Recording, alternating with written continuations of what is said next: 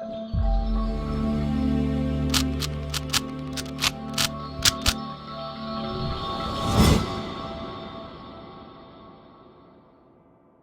guys, welcome to Viva Classes. I hope you like my videos. If you like my videos, please like, share and support our channel. आज हम लोग आपके साथ start करेंगे class 12 maths vector algebra के exercise 10.3 के बचे हुए question, that is question number 11 to question number 18। और हम इसका पूरा जो भी कंक्लूजन इंट्रोडक्शन है वो इसकी इंट्रोडक्टरी वीडियोस के अंदर विद एग्जाम्पल जो है वो अपलोड कर चुकी हैं। बस एक रिक्वेस्ट है आप लोगों से, कोई भी वीडियोज आपको देखनी है तो प्लीज हमारी प्लेलिस्ट में जाके देखिए, सारे चैप्टर सॉर्टेड हैं, उसमें आपको सभी तरीके के एग्जाम्पल्स, मिसलेनियस एक्सरसाइजेस और एक्सरसाइजेस के सारे क्वेश्चंस एक ही साथ मिलेंगे, आपको ज्यादा ढूंढने की जरूरत नहीं है। तो आज हम लोग आपके साथ स्टार्ट करेंगे 10.3 के क्वेश्चन नंबर 11 टू 18, राइट। तो हमने इसका कंसेप्ट ऑलरेडी आपके साथ अपलोड करा है कि इसमें डॉट प्रोडक्ट के बारे में क्वेश्चंस हैं और प्रोजेक्शन वेक्टर से रिलेटेड टॉपिक्स हैं। तो क्वेश्चन नंबर 11 में देखते हैं क्या है अब आपके पास। कहता है show that this is perpendicular to this for any two vectors जो है ए वैक्टर और बी वैक्टर, यहाँ पे नॉन जीरो वैक्टर है। तो हमें पता है अगर किसी को भी आपने परपेंडिकुलर प्रूव करना है तो उनका जो डॉट प्रोडक्ट होना चाहिए वो किसके इक्वल आना चाहिए, जीरो के इक्वल आना चाहिए। तो चलिए स्टार्ट करते हैं हमारा सॉल्यूशन। तो बेसिकली हमें क्या करना है, ए वैक्टर का magnitude B vector, A vector का मैग्नीट्यूड ए वैक्टर, इस एक्सप्रेशन का डॉट ए वैक्टर का magnitude B vector minus B vector का मैग्नीट्यूड ए वैक्टर, इसके साथ डॉट प्रोडक्ट चेक करना है। देखो मैं अगर आपको शॉर्टकट बताऊं ना तो ये ए प्लस बी ए माइनस बी के होल स्क्वायर की आइडेंटिटी लगकर भी हो जाता है, ठीक है। जो मेरी पुरानी वीडियोस उसमें मैंने ऐसे भी करा है। अगर 1 मार्कर में आए तो हम वैसे कर सकते हैं ना, लेकिन अगर आपको प्रॉपरली दिखाना है तो वही चीज है, इसको पूरे ब्रैकेट से और इसको पूरे ब्रैकेट से इंटू करो, नहीं तो 1 सेकंड के अंदर ये काम हो जाएगा A square minus B square. Clear. तो चलो कोई बात नहीं, हम इसको थोड़े से लॉन्ग तरीके से कर देते हैं। अब इस एक्सप्रेशन को आपको इस एक्सप्रेशन से क्या करना है, इंटू करना है, राइट। फिर बचा हुआ यहां पर क्या है, मैंने ये लिया है इससे इंटू, अब ये इसका डॉट इसके साथ, ठीक है। अब इन दोनों को मल्टीप्लाई करेंगे, देखो तो ए मैग्नीट्यूड को ए मैग्नीट्यूड से इंटू करेंगे तो ए मैग्नीट्यूड का स्क्वायर, और बी को बी के साथ इंटू करेंगे तो बी मैग्नीट्यूड का भी स्क्वायर हो जाएगा, राइट। अब इसको इसके साथ इंटू करोगे तो ये हो जाएगा A magnitude B magnitude, B dot A या ए डॉट बी एक ही बात है, कोई फर्क नहीं पड़ता, राइट। सिमिलरली अब इस एक्सप्रेशन को इसके साथ करना है इंटू, तो ये कितना हो जाएगा, A magnitude B magnitude A B. अब इसको इसके साथ करोगे तो plus minus minus, B magnitude को बी मैग्नीट्यूड से करोगे तो बी मैग्नीट्यूड का स्क्वायर, और ए को ए के साथ करोगे तो ए मैग्नीट्यूड का स्क्वायर। आप देख सकते हो ये बिल्कुल सेम है, ये भी कट रहा है। और एक बात बताओ, ए मैग्नीट्यूड का स्क्वायर इंटू बी मैग्नीट्यूड का स्क्वायर और बी मैग्नीट्यूड का स्क्वायर इंटू ए मैग्नीट्यूड, ये भी एक ही बात है। जब A dot B dot A के इक्वल है तो ये तो मैग्नीट्यूड है, मैग्नीट्यूड तो वैसे भी लेंथ होती है, ठीक है ना। मतलब अगर मैंने 2 का स्क्वायर इंटू 3 का स्क्वायर करा है या 3 का स्क्वायर इंटू 2 का स्क्वायर करेगा तो एक ही तो बात है, तो ये भी इससे कट गया, तो आंसर किसके इक्वल आ गया, जीरो के। ये शो करता है कि ये जो एक्सप्रेशन है इस एक्सप्रेशन पर क्या है, परपेंडिकुलर है, राइट। चलिए देखते हैं क्वेश्चन नंबर 12।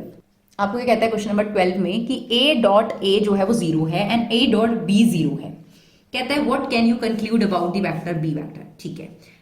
देखो दोनों में एक चीज कॉमन नजर आ रही है कि ए वेक्टर जरूर है, तो हो सकता है कि ए वेक्टर जो है वो जीरो वेक्टर है, क्योंकि ए डॉट ए भी जीरो हो गया और ए डॉट बी भी जीरो हो गया। लेकिन बी कुछ भी हो सकता है, क्योंकि बी के बारे में ज्यादा बात आपको नहीं समझ में आई, लेकिन यहाँ दोनों जगह से कंक्लूजन निकल रहा है कि एक जो है जीरो वेक्टर है। एक और चीज हम आपको बताते हैं इसके अंदर, ये देखिए अगर ए वेक्टर इक्वल टू जीरो है तो इसका मतलब ये मैग्नीट्यूड का स्क्वायर जीरो है, इसका मतलब ए वेक्टर का मैग्नीट्यूड जीरो है। तो किसी भी वेक्टर का जब मैग्नीट्यूड जीरो होता है तो वो कौन सा वेक्टर होता है, जीरो वेक्टर होता है। यानी यहां पर आप ये कह सकते हो कि ए वेक्टर तो एक जीरो वेक्टर है, लेकिन बी जो है कैन एनी वेक्टर, ये कोई भी वेक्टर हो सकता है, 2i 3j 5k।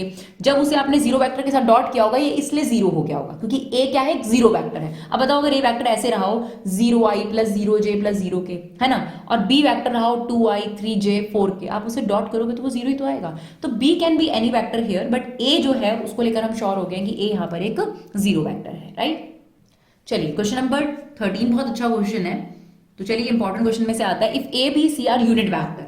Unit vector का मतलब क्या हुआ कि इनका जो मैग्नीट्यूड है वो 1 हो गया आपके पास, राइट।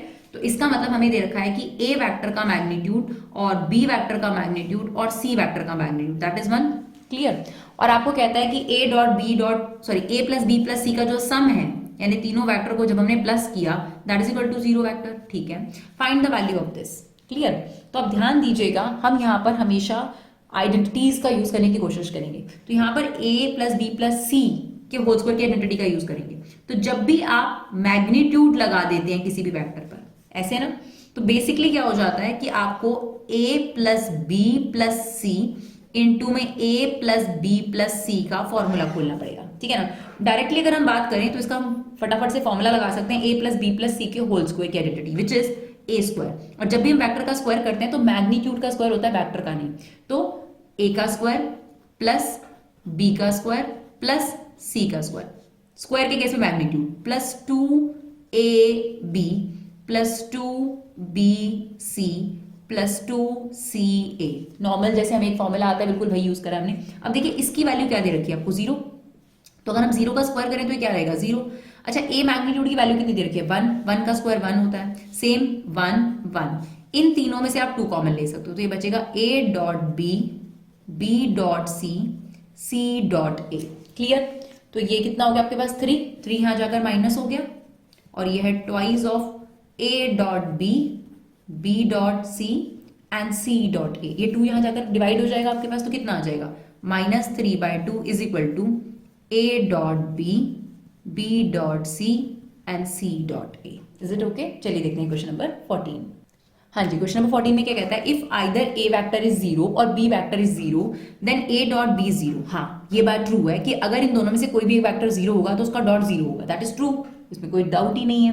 अब कहता है but the converse need not true. Converse need not क्या हुआ, मतलब अगर a वेक्टर 0 नहीं है और b वेक्टर 0 नहीं है तो कन्वर्स ये बना कि कभी भी a डॉट b भी 0 नहीं आएगा। ये तो गलत है। हम ये बात जानते हैं कि अगर a वेक्टर और b वेक्टर 0 वेक्टर ना भी हो, जब उनका डॉट प्रोडक्ट निकाला जाए तो परपेंडिकुलर के केस में भी तो 0 आ जाता है, मतलब कन्वर्स जरूरी नहीं है वो ट्रू। देखो ये स्टेटमेंट क्या कहती है, अगर a 0 वेक्टर होगा b 0 वेक्टर होगा तो a डॉट b 0 आएगा, ठीक है। वो कह रहा है कि कन्वर्स भी ट्रू होगा हमेशा, ठीक है, sorry converse need not be true. तो जरूरी नहीं है कि इसका कन्वर्स भी ट्रू। कन्वर्स क्या कहता है कि अगर a 0 वेक्टर नहीं है, मतलब एक प्रॉपर वेक्टर है, b भी एक प्रॉपर वेक्टर है, तो a डॉट b भी 0 कभी नहीं आएगा। अब इसको हमें प्रूव करना है एक एग्जांपल के थ्रू। तो मैं आपको दिखाऊंगी कि ये वेक्टर और ये वेक्टर 0 वेक्टर नहीं है, बट फिर भी a डॉट b 0 आ रहा है। दैट मीन्स जो ये कन्वर्स मैंने क्रिएट करा है ये जरूरी नहीं है ट्रू, ये कन्वर्स है पूरा इसका, ठीक है ना। तो हम ये दिखा रहे हैं कि कन्वर्स ट्रू हो भी सकता है और नहीं भी हो सकता, राइट। तो हमें जस्टिफाई एग्जाम्पल करने के लिए क्या करना है, हमने एक वेक्टर लिया that is i j -2k, ठीक है ना। हमने b वेक्टर लिया आपके पास और इसको हम ले लेते हैं 2i प्लस k, ठीक है ना। अब इनका हमने डॉट निकाला, अब 1 इंटू 2 2 हो गया, j तो है नहीं तो वो 0 ही रहेगा, और ये आ गया -2। तो क्या अब आंसर 0 नहीं आया, बिल्कुल आया। क्या ये दोनों वेक्टर 0 थे, नहीं। तो a वेक्टर 0 नहीं था, b वेक्टर 0 नहीं था, तब भी तो a डॉट b 0 आ गया ना। और ऐसा भी हो सकता है कि इन दोनों का वैल्यू कुछ आ जाए, तो ये चीज हो भी सकती है और ये चीज नहीं भी हो सकती। तो इसलिए हमें यही स्टेटमेंट दिखानी है कि ये जरूरी नहीं है कि ट्रू, कन्वर्स जो है इसका ट्रू, राइट। चलिए अब देखते हैं क्वेश्चन नंबर 15।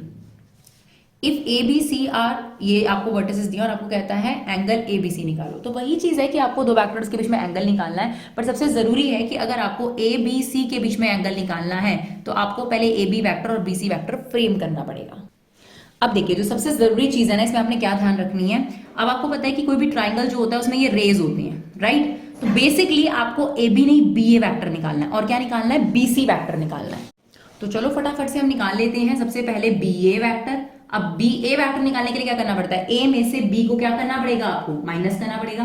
तो ए में से बी को माइनस करते हैं और अपना निकाल लेते हैं बी ए वेक्टर। तो ये कितना निकल आएगा, देखिए 1 - 1 ये हो गया 2i, 2 में से 0 गया तो ये आ गया 2j, और ये आ गया आपके पास 3k, राइट। तो हमारा बी ए वेक्टर बन गया। सिमिलरली हमें निकालना है बी सी वेक्टर। इसके लिए हम सी में से बी को माइनस करते जाएंगे, सी में से बी को माइनस करते जाएंगे, तो ये आ जाएगा आई वेक्टर, जे वेक्टर और 2k वेक्टर। अब आपको पता है दो वेक्टर के बीच में एंगल निकालने का फॉर्मूला क्या है, that is cos theta equal to A vector dot B vector upon A का मैग्नीट्यूड और बी का मैग्नीट्यूड। इसका मतलब आपने इन दोनों का डॉट करना है। तो चलो फटाफट से डॉट कर देते हैं। 2 1 जा 2 हो गया, 2 1 जा यहाँ पर भी 2 हो गया, और 3 2 जा कितना आ गया आपके पास 6, होल अपॉन में a का मैग्नीट्यूड। तो 2 का स्क्वायर 4, सेम 2 का स्क्वायर 4 और 3 का स्क्वायर 9। अब b का मैग्नीट्यूड यहाँ पे है 1 1 और 2, तो 1 का स्क्वायर 1, 1 का स्क्वायर 1 और 2 का स्क्वायर 4। तो यहाँ पर ऊपर आ जाएगा 10 और नीचे कितना आ गया आपके पास 17, और ये कितना आ गया ठीक है, तो ये आप मल्टीप्लाई कर दीजिए, ये आ जाएगा आपके पास 102। आप एक ही रूट में इसे ले जा सकते हैं, राइट। चलिए देखते हैं क्वेश्चन नंबर 16।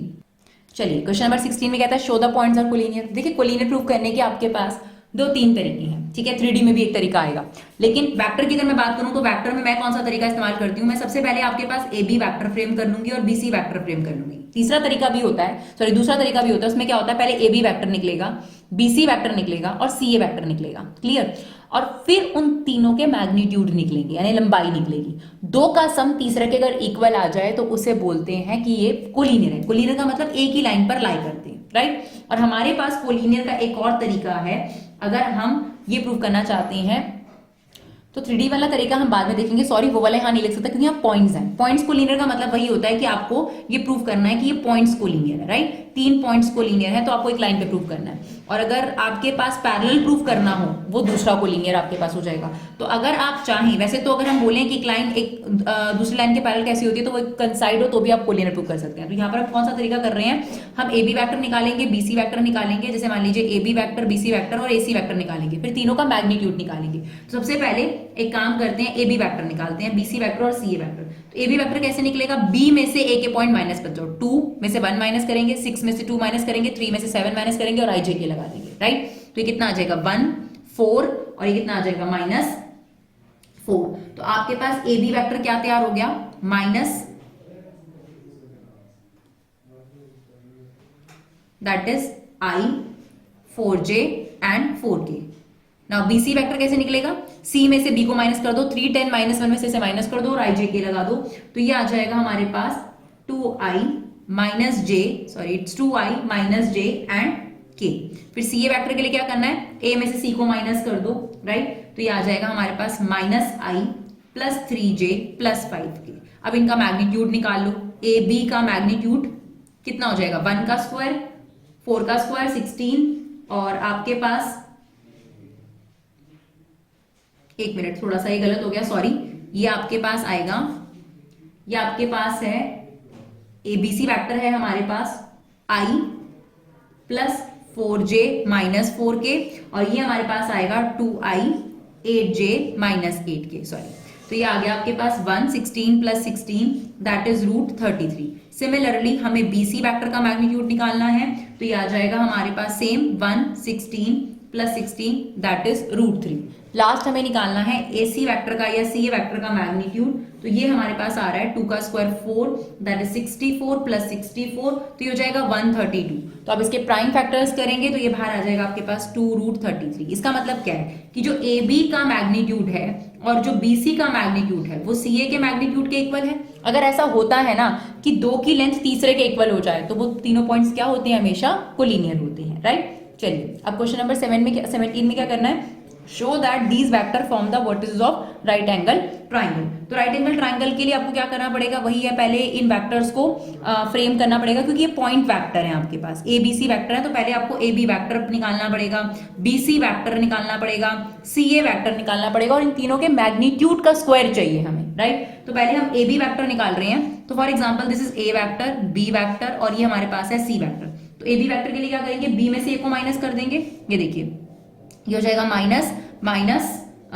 ये हो जाएगा -I minus 2J minus 6K, तो ये हो गया -I minus 2J minus 6K। Similarly BC vector निकालेंगे तो C में से B को माइनस कर देंगे, तो ये आ रहा है आपके पास 2I minus J plus K cap. ऐसे ही हम CA वेक्टर निकालेंगे, कैसे, A में से C को माइनस कर देंगे, तो ये आ रहा है आपके पास -I plus 3J and 5K। अब हमें क्या करना है, AB मैग्नीट्यूड निकालना है और साथ में स्क्वायर कर देंगे आप लोग, राइट। तो अगर हम स्क्वायर कर देंगे तो रूट हट जाएगा ना, तो सिंपल सी बात है, मैग्नीट्यूड का स्क्वायर देखो, -1 का स्क्वायर ये हो गया 4 प्लस 36, हम इसका साथ में ही स्क्वायर कर रहे हैं तो ये आ जाएगा 41, ठीक है। सिमिलरली BC मैग्नीट्यूड का स्क्वायर निकाल रहे हैं, तो ये कितना आएगा आपके पास 4 प्लस 1 ये कितना आ गया आपके पास 6। सिमिलरली CA मैग्नीट्यूड का स्क्वायर, तो ये आ जाएगा आपके पास 1 प्लस 9 प्लस 25 दैट इज 35। हमने क्यों स्क्वायर करा, क्योंकि हमें पता है कि किसी भी एक साइड दो साइड के सम का स्क्वायर अगर तीसरी साइड के इक्वल आ जाए तो वो क्या होता है आपके पास, राइट एंगल ट्राइंगल। तो यहाँ पर AB का स्क्वायर, मतलब अगर मैं इसे रीफ्रेम करूं तो AB का स्क्वायर यानी ये आपके पास 41, ये 6 और ये फॉर एग्जांपल 35 और ये कितना है आपके पास 6। तो yes this is a right angle triangle, क्योंकि यहाँ पर ए बी होल का स्क्वायर इन दोनों के सम के स्क्वायर के इक्वल है। चलिए देखते हैं question number 18 and the last question of the exercise. अब हमें क्या कहता है, if A is a non zero vector of magnitude ए, मतलब आपको ये दे रखा है कि ए वेक्टर का मैग्नीट्यूड ए है, यही गिवन है ना, ए वेक्टर का मैग्नीट्यूड ए है एंड लैम्डा कोई भी स्केलर नंबर है, देन आपको ये बताना है कि ये यूनिट वेक्टर होगा। अच्छा, अगर ये यूनिट वेक्टर है इसका मतलब इसका मैग्नीट्यूड 1 के इक्वल है, राइट। अब देखो अगर हम लैम्डा पे मैग्नीट्यूड लगाएं तो लैम्डा तो एक स्केलर नंबर है, तो वो मैग्नीट्यूड से क्या हो जाएगा, बाहर आ जाएगा। ये आपके पास किसके इक्वल आ गया, 1 के। तो अब आप देखिए ये किसके इक्वल था, यहाँ पर a के इक्वल, तो ये a इज इक्वल टू 1, तो लैम्डा की वैल्यू कितनी आ गई, 1/a। सॉरी, अगर आप लैम्डा पे मैग्नीट्यूड लगाएं तो आप इस तरीके से लिख सकते हैं इसको, राइट। तो अच्छा हमें a की वैल्यू यहाँ पर दे रखी है, तो a क्या हो जाएगा, 1/λ। तो आपके पास d जो है यहाँ पर करेक्ट ऑप्शन हो जाएगा, राइट। तो आई होप आपको हमारे वीडियो यूजफुल लगे। अगर आपको हमारे वीडियो यूजफुल लगे तो इन्हें शेयर जरूर करें। Thank you so much guys for love and support, keep supporting Vibha classes.